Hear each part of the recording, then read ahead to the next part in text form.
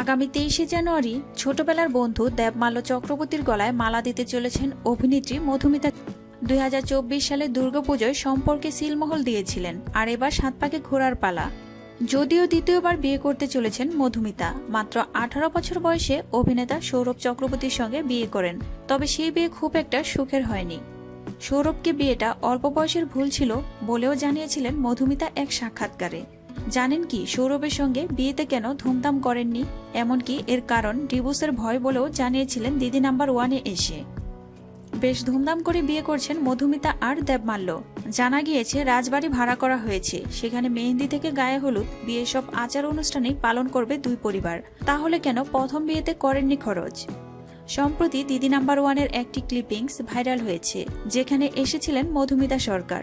অভিনেত্রীর কথা শুনে মনে হচ্ছে বিয়ের পরেই হয়তো সেটা প্রথম আসা রচনার শুতে, অর্থাৎ বেশ পুরনো।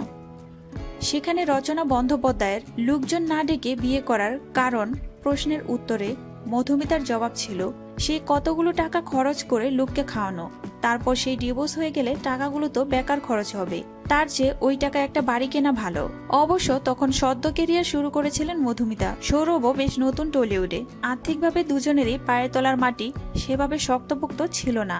এখন অভিনেত্রী হিসেবে নাম কামিয়েছেন মধুমিতা। বেড়েছে তাই পারিশ্রমিক, ছোট পর্দা হোক বা ওয়েব সিরিজ বা সিনেমা, সব জায়গাতেই তার জনপ্রিয়তা যথেষ্ট। তাই বিলাসবহুল বিয়েতে আর কোনো বাধা নেই।